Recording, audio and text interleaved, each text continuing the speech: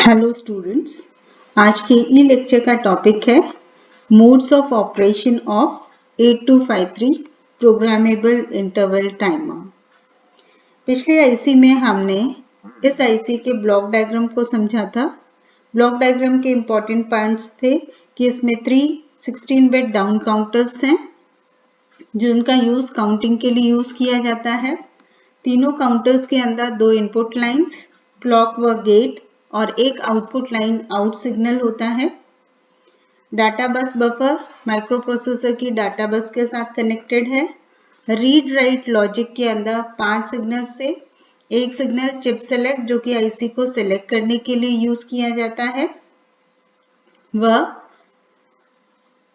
2 address lines A0 व A1 जो कि काउंटर्स को सिलेक्ट करने के लिए यूज किए जाते हैं और 2 रीड और राइट सिग्नल। इसके अलावा एक 8-बिट कंट्रोल वर्ड रजिस्टर है जिसके अंदर कंट्रोल वर्ड स्टोर करके हम 8253 की वर्किंग को कंट्रोल कर सकते हैं। अब हम एक एक मोड्स को देखें कि ये मोड्स बहुत ही सिंपल हैं। हमें इनके जो फिगर्स हैं उनको देख के कंफ्यूज नहीं होना, बहुत ही आसान है। कि मोड 0 को हम कहते हैं इंटरप्ट ऑन टर्मिनल काउंट, यानी कि जैसे ही काउंटिंग कंप्लीट हो जाएगी तो हम माइक्रो प्रोसेसर को इंटरप्ट करके इन्फॉर्म कर रहे हैं। इस केस में क्या है, इस मोड में सबसे पहले काउंटर में काउंट लोड करने के बाद अगर गेट सिग्नल हाई है तो, क्योंकि काउंटिंग तभी होगी जब गेट सिग्नल हाई है, अगर गेट सिग्नल को लो कर देते हैं तो काउंटिंग बीच में रुक जाएगी। तो काउंटर में काउंट लोड करने के बाद अगर गेट सिग्नल हाई है तो हर क्लॉक पल्स के बाद काउंटर की वैल्यू को 1 से कम कर देंगे और जब काउंट 0 हो जाएगा तो आउट सिग्नल लो से हाई हो जाएगा। तो जो आउट सिग्नल है वो स्टार्टिंग में लो है और जब काउंटर की वैल्यू 0 होने पे आउट सिग्नल लो से हाई हो जाएगा। जब तक काउंटर में न्यू काउंट लोड नहीं करते तब तक आउट सिग्नल हाई रहेगा।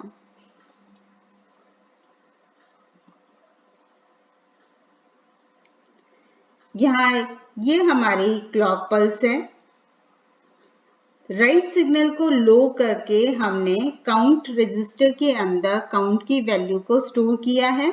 सपोज यहाँ पे ये काउंट की वैल्यू है 4 और यहाँ पे ये काउंटिंग, ये ध्यान में रखना है कि ये नेगेटिव एज यानी कि जब हाई से लो पे जा रहा है तब आपकी काउंटर की वैल्यू 1 से कम होगी। तो जब ये राइट सिग्नल हाई होने के बाद पहली बार हाई से लो पर आ रहा है तब काउंटर की वैल्यू यहाँ पे 4 स्टोर हो गई है काउंट रजिस्टर के अंदर, इसलिए आउट पे 4 आ रहा है। और ये ध्यान रखिए कि स्टार्टिंग में आउट सिग्नल लो है। एक क्लॉक पल्स के बाद यहाँ पे 4 हो गया, फिर से दूसरी क्लॉक पल्स, ये हमारी एक क्लॉक पल्स है। एक क्लॉक पल्स के बाद ये 3 हो गया, फिर एक और क्लॉक पल्स के बाद 2, फिर 1, फिर 0 और जैसे ही काउंटिंग 0 हुई तो हमारा आउट सिग्नल लो से हाई हो गया। देखो कितना सिंपल है कि सबसे पहले राइट सिग्नल को लो करके हमने क्या किया है, काउंट रजिस्टर के अंदर काउंट की वैल्यू को स्टोर किया है। काउंटिंग होती है नेगेटिव एज के ऊपर, यानी कि जब आपकी क्लॉक पल्स हाई से लो पे जा रही है। इस पॉइंट के ऊपर ये देखो, ये एरो मार्क से शो है। काउंट पहले इसके ऊपर काउंट की वैल्यू, जो भी काउंट रजिस्टर की वैल्यू है वो ही है। फिर एक क्लॉक पल्स के बाद ये 3 हो गई, फिर से एक क्लॉक पल्स के बाद एक से कम 2, फिर से एक से कम के बाद 1, फिर 0 और जैसे ही काउंट की वैल्यू 0 होगी तो आउट सिग्नल लो से हाई हो जाएगा। हाई सिग्नल माइक्रो प्रोसेसर की इंटरप्ट लाइन के साथ कनेक्टेड है। माइक्रो प्रोसेसर को इंटरप्ट करके हम इन्फॉर्म कर रहे हैं कि काउंटिंग कंप्लीट हो गई है। नेक्स्ट वाले केस के अंदर हमने बीच में क्या किया है कि गेट सिग्नल को लो कर दिया है। तो आप ये देखिए यहाँ पे ये फिगर पहले की तरह सेम है। पहले राइट की काउंट की वैल्यू जो कि 4 है, तो एक क्लॉक पल्स बाद ये पहली क्लॉक पल्स में ये 4 हो गई, एक क्लॉक पल्स बाद एक से कम हो गई 3, लेकिन उस क्लॉक पल्स के अंदर गेट सिग्नल को क्या कर दिया है, लो कर दिया है।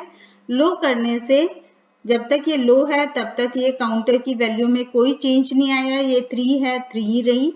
फिर जब हाई हो गई है तब दोबारा से काउंटिंग शुरू हो गई है, एक क्लॉक पल्स बाद 2, फिर 1, फिर 0। तो बस हम क्या कर रहे हैं, काउंट की वैल्यू को एक एक से कम कर रहे हैं। और जैसे ही 0 होगा तो आउट सिग्नल लो से हाई में चेंज होगा। आउट सिग्नल लो से हाई कब चेंज हो रहा है, जब काउंटर की वैल्यू 0 हो रही है। और जैसे ये माइक्रो प्रोसेसर के इंटरप्ट लाइन से कनेक्ट कर देते हैं, जिससे हम माइक्रो प्रोसेसर को इन्फॉर्म कर देते हैं कि काउंटिंग कंप्लीट हो गई।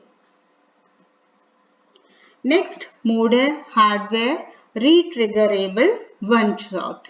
इस केस के अंदर जैसे ही गेट सिग्नल ट्रिगर करता है, यानी कि जैसे ही उसके अंदर थोड़ी देर के लिए भी हाई होता है तो वहां पे काउंटिंग स्टार्ट हो जाती है। इस मोड में शुरुआत में जब काउंट को लोड करते हैं तो आउट सिग्नल हाई होता है। जैसे ही काउंट रजिस्टर में लोड कर रहे हैं तो आउट सिग्नल हाई है। पहले वाले केस में मोड यहाँ पे जब काउंट लोड भी कर रहे हैं तब भी आउट सिग्नल क्या है, लो है। लेकिन मोड 1 के अंदर इनिशियली आउट सिग्नल हाई है। जब गेट सिग्नल को ट्रिगर करते हैं तो आउट सिग्नल लो हो जाएगा और तब तक लो रहता है जब तक काउंट 0 नहीं हो जाता, और काउंट 0 होने पर आउट सिग्नल वापस हाई हो जाएगा। गेट सिग्नल को वापस ट्रिगर करने पर काउंटिंग रीस्टार्ट हो जाती है, वह आउट सिग्नल वापस लो हो जाता है। इस मोड को हम मोनोस्टेबल मल्टी वाइब्रेटर की तरह यूज करते हैं। फिगर से समझें, ये हमारी क्लॉक पल्स है। राइट, हमने यहाँ पे ये सिग्नल काउंट की वैल्यू को काउंट रजिस्टर में स्टोर किया। यहाँ पे काउंट की वैल्यू है 3। जो गेट है ये ट्रिगर की तरह काम कर रही है। यहाँ देखो, हमने इसको एक क्लॉक पल्स कुछ देर के लिए हाई किया, यहाँ पे भी एक इसके हाई से लो गई। फिर जो इम्पोर्टेंट डिफरेंस नोटिस करना है मोड 0 और मोड 1 के अंदर कि आउट सिग्नल इनिशियली स्टार्टिंग में यहाँ पे हाई है। जैसे ही ये वाली फर्स्ट बार क्लॉक पल्स यहाँ पे काउंटिंग कब स्टार्ट होगी, जैसे ये गेट सिग्नल ट्रिगर होगा। तो जैसे गेट सिग्नल ट्रिगर हुआ और ये वाली पल्स आई है आपकी, हाई से लो पे जा रहा है, तो इस पेस से काउंटिंग स्टार्ट हुई। काउंटिंग 3 है क्योंकि काउंटर की वैल्यू 3 है। अब आउट सिग्नल जैसे ही काउंटिंग स्टार्ट करते हैं, आउट सिग्नल हाई से लो हो गया। अब एक क्लॉक पल्स बाद 2, फिर 1, फिर 0, और काउंटर 0 होते ही आउट सिग्नल फिर से लो से हाई हो गया। अब देखो, गेट ट्रिगर पल्स फिर से ट्रिगर हुआ, यानी कि हाई लो से हाई पहुंच गया। तो फिर से काउंटिंग यहाँ पे वापस रीस्टार्ट हो गई है 3, और काउंटिंग स्टार्ट होते ही आउट सिग्नल फिर से लो हो गया। 3, 2, 1, 0, 3 क्लॉक पल्स के लिए लो रहा और 0 होने पे आउट सिग्नल वापस से हाई हो गया। तो इस केस में जैसे ही हम गेट सिग्नल को ट्रिगर करते हैं, इस तरह से ट्रिगर करने का मतलब ये है कि आपने उसको हाई कर दिया है, वो थोड़ी देर के लिए हाई हुआ है। जैसे ही थोड़ी देर के लिए भी हाई होगा तो क्या होगा, काउंटिंग यहाँ पे स्टार्ट हो जाएगी। और काउंटिंग जब स्टार्ट होती है तो आउट सिग्नल हाई से लो हो जाता है और काउंटिंग कंप्लीट होने पे लो से हाई हो जाएगा। तो काउंटिंग स्टार्ट करने के लिए हमें गेट पल्स को ट्रिगर करना होता है। ट्रिगर होते ही काउंटिंग स्टार्ट हो जाएगी। काउंटिंग स्टार्ट होते ही आउट सिग्नल हाई से लो जा रहा है और काउंटिंग कंप्लीट होने पर लो से वापस हाई हो रहा है। इसलिए इसको कहते हैं hardware retriggerable one shot. One shot, एक छोटी सी आपको पल्स के लिए उसको हाई करना है और ट्रिगर करते ही, और रीट्रिगरेबल क्योंकि हम उसे बार बार ट्रिगर कर सकते हैं, और जैसे ही ट्रिगर करेंगे वैसे ही हमारी काउंटिंग रीस्टार्ट हो जाएगी।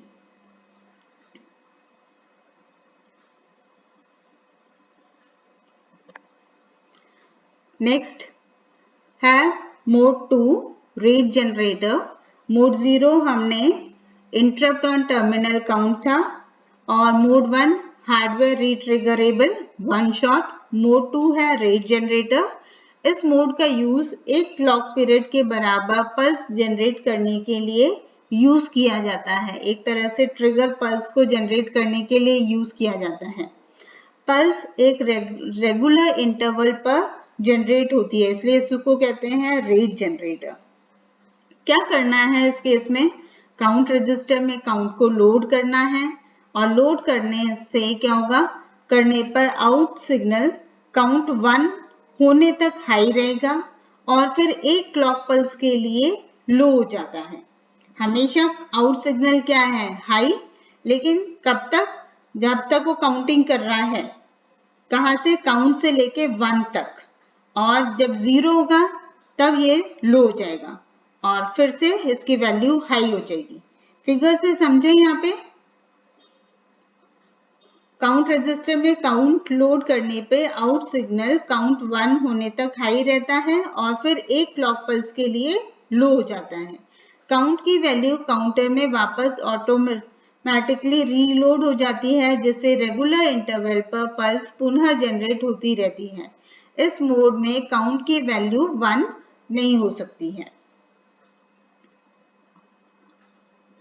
यहाँ देखिए, जो मोड 2 व मोड 3 है, इसमें काउंटिंग ऑटोमेटिकली रिपीट होती रहती है, यानी कि एक बार हमने काउंट रजिस्टर के अंदर काउंट की वैल्यू स्टोर कर दी तो ये बार बार, एक बार काउंटिंग कंप्लीट होगी, हमें वापस लोड करने की जरूरत नहीं है। वो एक काउंटिंग खत्म होगी, वो दोबारा स्टार्ट कर देगा, वो खत्म होगी, फिर से स्टार्ट कर देगा। तो यहाँ पे राइट पल्स का यूज करके काउंट रजिस्टर में वैल्यू 4 स्टोर करिए। अब आउट सिग्नल हाई है, 4 से लेके 1 तक ये सिग्नल हाई रहेगा और जब काउंट की वैल्यू 0 हो रही है तो ये एक क्लॉक पल्स के लिए लो हो जाएगा। फिर से काउंटिंग स्टार्ट हो गई, 4 3 2 1। 1 पे पहुंचने के बाद एक क्लॉक पल्स के लिए ये लो हो जाएगी, फिर से काउंटिंग स्टार्ट हो जाएगी, यानी कि ये प्रोसेस कंटिन्यूअसली चलेगा और 4 क्लॉक पल्स के लिए 4 3 2 1 4 क्लॉक पल्स के लिए ये सिग्नल आउट सिग्नल हाई रहना है और एक क्लॉक पल्स के लिए लो रहेगा। तो ये जो लो है, ये रेगुलर इंटरवल पे एक क्लॉक पल्स के लिए ये सिग्नल लो होने वाला है। 4 क्लॉक पल्स हाई, फिर एक क्लॉक पल्स लो, 4 क्लॉक पल्स हाई, फिर एक क्लॉक पल्स लो, 4 क्लॉक पल्स हाई, एक क्लॉक पल्स के लिए लो, क्योंकि यहाँ पे ये जो काउंट में वैल्यू स्टोर करी है ये ऑटोमेटिकली रीलोड हो जाती है। बार बार हमें काउंटिंग स्टार्ट करने की ऑटोमेटिकली रीस्टार्ट हो रही है। सबसे पहले 4, ये फर्स्ट क्लॉक पल्स पे यहाँ 4 हो गई, इस क्लॉक पल्स पे 3 2 1 1 होते ही आउट सिग्नल एक क्लॉक पल्स के लिए लो, फिर से यही काउंटिंग रीस्टार्ट हो गई है, 4 3 2 1, फिर एक क्लॉक पल्स के लिए लो। तो एक रेगुलर इंटरवल के बाद हमारा आउट सिग्नल लो हो रहा है एक क्लॉक पल्स के लिए, इसलिए इस मोड को कहते हैं रेट जनरेटर। ये जो फिगर्स हैं, मोड कितने सिंपल हैं, सिर्फ क्या करना है, क्लॉक पल्स के साथ साथ हमें काउंटिंग करनी है और छोटे छोटे काउंट्स की वैल्यू ले रहे हैं जिससे हम फिगर्स को आसानी से ड्रॉ कर सकें। 4 3 2 1, फिर 0 हो गई, एक लो कर दिया, फिर से 4 3 2 1 हाई, फिर 0 के लिए लो कर दिया। Next mode is square wave generator. ये मोड स्क्वायर वेव जनरेट करने के लिए यूज किया जाता है। जैसे मोड 2 के अंदर भी ऑटोमेटिकली काउंट रीलोड हो रहा था, यहाँ पे भी ऑटोमेटिकली काउंट रीलोड हो जाएगा। इस मोड में काउंट रजिस्टर में काउंट लोड करने पर आउट सिग्नल स्टार्टिंग में हाई हो जाता है, सेम एज मोड 2। हर क्लॉक पल्स पर काउंट की वैल्यू को, अब ध्यान रखने वाली बात है कि 1 से कम नहीं करना है, 2 से कम करना है। हर क्लॉक पल्स में काउंट की वैल्यू को 2 से कम हो जाती है। काउंट 0 होने पे आउट सिग्नल लो जाएगा और काउंट रजिस्टर में काउंट की वैल्यू वापस से लोड हो जाएगी, फिर से काउंटिंग स्टार्ट होगी। हर बार काउंट की वैल्यू को 2 से कम करना है और काउंट 0 होने पे आउट सिग्नल लो से वापस हाई हो जाएगा, काउंट की वैल्यू काउंट रजिस्टर में वापस से रीलोड हो जाएगी और ये प्रोसेस चलता रहेगा।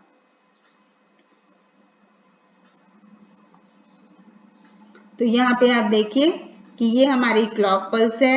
हमने राइट सिग्नल के द्वारा काउंट के अंदर, रजिस्टर के अंदर 4 स्टोर किया है। पहला ये डाउन वाला एज आया है, तो यहाँ पे आउट सिग्नल स्टार्टिंग में जब काउंटिंग स्टार्ट कर रहे हैं यहाँ पे तो हाई है। हर क्लॉक पल्स के बाद स्टार्टिंग में 4, नेक्स्ट क्लॉक पल्स के अंदर 2 से कम करना है 2 और इस क्लॉक पल्स में वो 0 हो जाएगी। तो जैसे ही 0 होगी तो आउट सिग्नल हाई से लो हो गया। फिर से काउंट रजिस्टर में काउंट 4 स्टोर हो गया।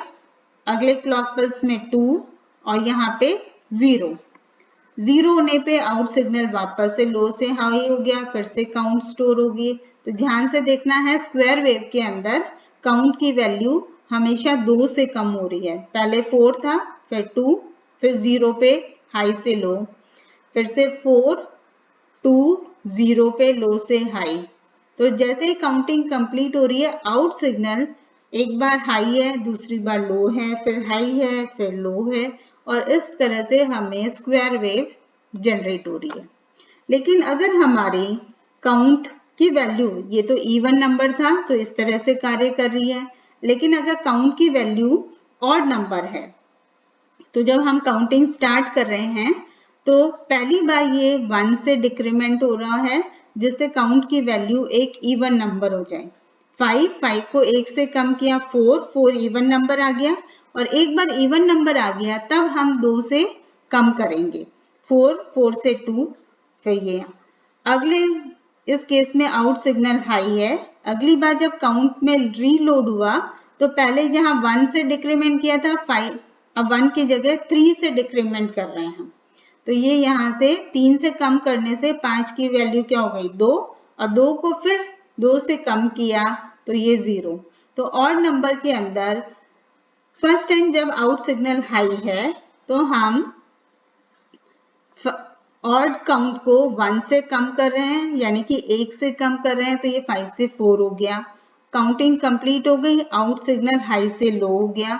अब जो काउंट की वैल्यू है, पहले केस में 1 से कम किया था, अब 3 से कम कर रहे हैं और 5 में से 3 कम किया तो ये हो गया 2। तो 3 क्लॉक पल्स के लिए हाई, फिर आउट सिग्नल 2 क्लॉक पल्स के लिए लो, फिर से काउंट वैल्यू रीलोड हो गई 5, फिर से 3 क्लॉक पल्स के लिए हाई, फिर 2 क्लॉक पल्स के लिए लो और ये प्रोसेस कंटिन्यू चलता रहेगा जब तक हम काउंट रजिस्टर के अंदर कोई नई वैल्यू स्टोर नहीं कर रहे हैं। तो यहाँ पे अगर काउंट के अंदर ऑड वैल्यू लोड करते हैं तो n+1 डिवाइडेड 2 पल्स के लिए वो आउटपुट हाई रहेगा और n-1 divide by 2 clock pulse के लिए लो हो जाएगा। और जो स्क्वायर वेव की फ्रीक्वेंसी कैलकुलेट करनी है तो जो क्लॉक की फ्रीक्वेंसी है उसको काउंट से डिवाइड कर देंगे तो हमारे स्क्वायर वेव की फ्रीक्वेंसी आ जाएगी। नेक्स्ट मोड है सॉफ्टवेयर ट्रिगर्ड स्ट्रोब। इस मोड में इनिशियली आउट सिग्नल हाई होता है, वह काउंट 0 होने पर एक क्लॉक पल्स के लिए आउट सिग्नल लो हो जाता है। मोड 2 के अंदर 1 तक हाई था और जब 0 हो रहा था तब लो हो रहा था, लेकिन सॉफ्टवेयर ट्रिगर्ड स्ट्रोब के अंदर काउंट 0 होने के बाद एक क्लॉक पल्स के लिए आउट सिग्नल लो हो जाएगा। इस मोड में काउंट ऑटोमेटिकली रीलोड नहीं होता है। ऑटोमेटिकली रीलोड किस में होगा, सिर्फ मोड नंबर 2 व 3 के अंदर। 0, 1, 4 और 5 में काउंट ऑटोमेटिकली रीलोड नहीं होता है। काउंट ऑटोमेटिकली रीलोड सिर्फ 2 मोड्स, मोड नंबर 3 व मोड नंबर 2 के अंदर होता है। 2 और 3 मोड के अंदर काउंट ऑटोमेटिकली रीलोड हो जाता है। तो इस मोड में काउंट ऑटोमेटिकली रीलोड नहीं होता है, अतः पुनः काउंट करने के लिए काउंट को वापस लोड करना पड़ता है और गेट सिग्नल लो कर देते हैं तो काउंटिंग बीच में रुक जाएगी। ये हमारी क्लॉक पल्स है। राइट के द्वारा हमने काउंट रजिस्टर में काउंट की वैल्यू 4 स्टोर करी है। गेट सिग्नल हाई रहने पे नेगेटिव एज आने पे यहाँ पे काउंटिंग स्टार्ट हो रही है। इस पॉइंट पे 4 स्टोर किया, इस क्लॉक पल्स पे यहाँ 3 हो गया, 2, 1 और 0। 0 होने के बाद एक क्लॉक पल्स के लिए आउट सिग्नल लो जाएगा और काउंटिंग रीस्टार्ट नहीं होगी। तो यहाँ पे हर एक बार काउंट स्टोर करने के बाद आउट की वैल्यूज हाई है और काउंट 0 होने के बाद आउट सिग्नल एक क्लॉक पल्स के लिए लो हो जाएगा। काउंटिंग को हम बीच में रोक सकते हैं गेट सिग्नल को लो करके। जैसे यहाँ पे काउंट की वैल्यू 4 स्टोर करी है, काउंटिंग यहाँ पे स्टार्ट हो गई, तो फर्स्ट क्लॉक पल्स में यहाँ 4, नेक्स्ट क्लॉक पल्स के अंदर यहाँ 3 हो गई। अब क्या किया है, गेट सिग्नल लो हो गया। गेट सिग्नल लो होने पर काउंटिंग इस जगह पे 2 हो जानी चाहिए, लेकिन ये काउंटिंग को बीच में रोका गया है, इसलिए यहाँ पे 3 ही शो कर रहे हैं। और जब गेट सिग्नल हाई हो गया है तो जिस पॉइंट पे काउंटिंग को बीच में रोका था उसी पॉइंट से हमारी काउंटिंग रीस्टार्ट हो गई है। तो इस क्लॉक पल्स के पर ये काउंट की वैल्यू 3 से 2 हो गई, यहाँ पे 1, नेक्स्ट पे 0 और 0 होने के बाद एक क्लॉक पल्स के लिए हमारा आउट सिग्नल लो हो गया है। तो इस मोड के अंदर काउंटिंग कंप्लीट होने के बाद एक क्लॉक पल्स के लिए आउट सिग्नल लो हो जाता है। इनिशियली आउट सिग्नल हाई है और काउंटिंग कंप्लीट होने के बाद एक क्लॉक पल्स के लिए आउट सिग्नल लो हो जाएगा, और क्योंकि काउंट ऑटोमेटिकली रीलोड नहीं होता है इसलिए काउंटिंग दोबारा से रीस्टार्ट नहीं होगी। तो मोड 4, इस मोड में इनिशियली आउट सिग्नल हाई होता है व काउंट 0 होने पर एक क्लॉक पल्स के लिए आउट सिग्नल लो हो जाता है। इस मोड में काउंट ऑटोमेटिकली रीलोड नहीं होता है, तब पुनः काउंट करने के लिए काउंट को वापस लोड करना पड़ता है और गेट सिग्नल को लो कर काउंटिंग को बीच में रोका जा सकता है। नेक्स्ट मोड है हार्डवेयर ट्रिगर्ड स्ट्रोब। ये मोड 4 के जैसा ही है। इस मोड में गेट सिग्नल के लो से हाई होने पर काउंटिंग स्टार्ट होती है और काउंट 0 होने पर एक क्लॉक पल्स के लिए आउट सिग्नल लो हो जाता है। सेम है मोड 4 के लिए, लेकिन जब हम गेट सिग्नल को बीच में लो कर देते हैं तो काउंटिंग को जहां पे हमने रोका था वहीं से रीस्टार्ट नहीं होके काउंट की वैल्यू दोबारा से स्टार्टिंग से काउंटिंग स्टार्ट होगी, यानी कि काउंट वापस से रीलोड होगा और रीलोड होने के बाद काउंटिंग दोबारा से रीस्टार्ट होती है। जहां से रोका था वहीं से कंटिन्यू नहीं होगी बल्कि रीस्टार्ट होगी। जैसे यहाँ n = 4, हमने राइट सिग्नल को लो करके ये काउंट की वैल्यू लोड कर दी। गेट सिग्नल यहाँ पे लो है इसलिए काउंटिंग स्टार्ट नहीं हुई। हाई पे ये काउंटिंग स्टार्ट हो रही है। फर्स्ट क्लॉक पल्स पे 4, फिर 3, फिर 2, फिर 1, फिर 0। 0 पहुंचने पर एक क्लॉक पल्स के लिए हमारा आउट सिग्नल लो हो गया और वापस हाई हो गया। अब यहाँ पे भी इस केस में देखें, गेट सिग्नल लो से हाई हो गया, काउंटिंग स्टार्ट हो रही है 4, 3, 2, लेकिन अब गेट सिग्नल बीच में एक और बार लो हो गया और फिर इस पॉइंट पे आके वापस हाई हो गया। तो यहाँ पे काउंटिंग 2 से 1 में जा रहा है बल्कि रीस्टार्ट हो रही है। काउंट की वैल्यू 4 थी तो 4 ही यहाँ से वापस से स्टार्ट हुआ है। 4, 3, 2, 1, 0 और 0 पहुंचने पर एक क्लॉक पल्स के लिए आउट सिग्नल लो हो गया। मोड 4 सॉफ्टवेयर ट्रिगर्ड स्ट्रोब के अंदर यहाँ पे काउंटिंग रिज्यूम होती है, बीच में रोक रहे हैं कुछ टाइम के लिए और 2 के बाद 2 से ही काउंटिंग रीस्टार्ट होगी।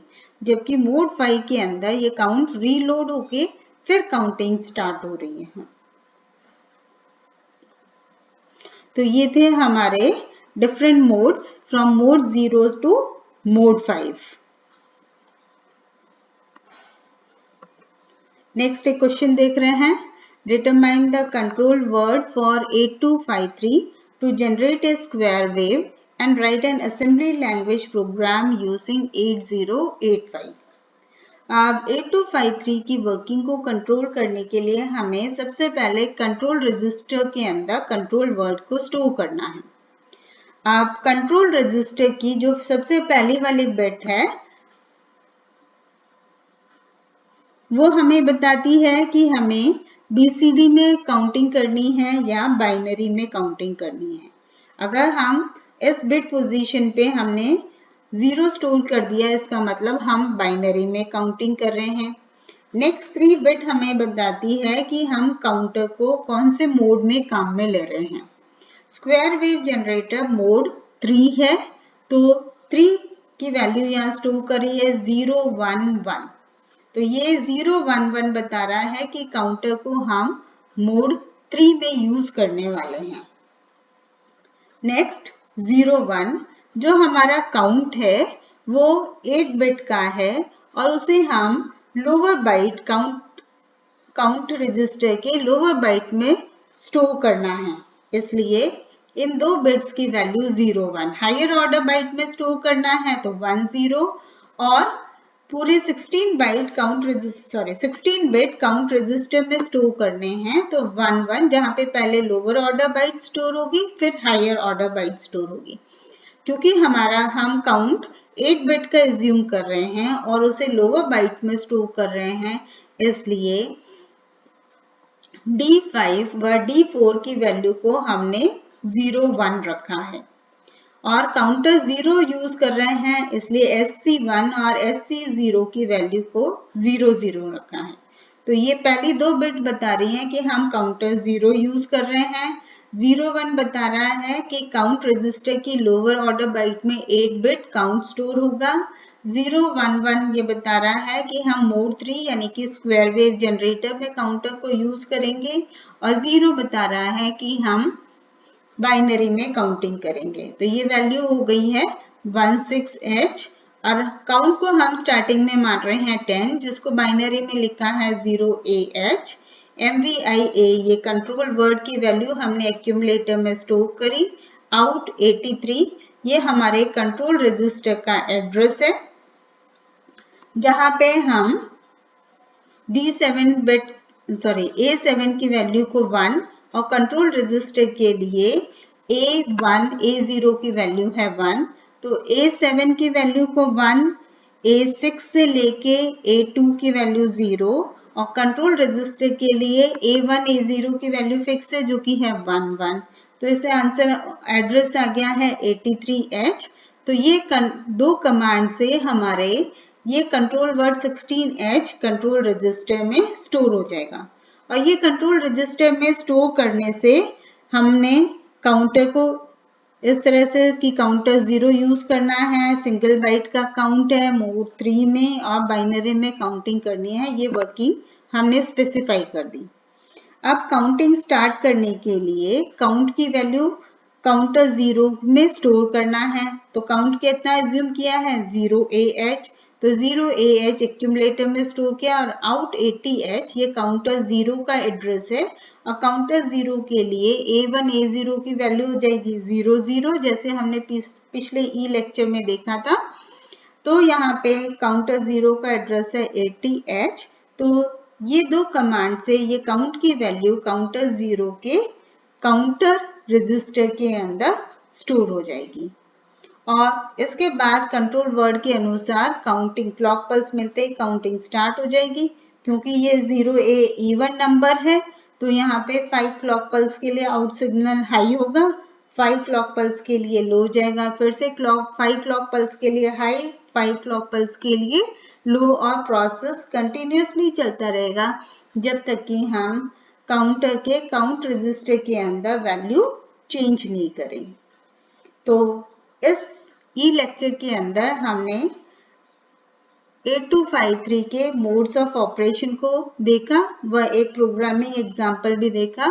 तो हमें 8253 6 डिफरेंट मोड्स में काम करता है, जहां पे फर्स्ट मोड था मोड 0 जो कि है interrupt on terminal count. Mode number 2 था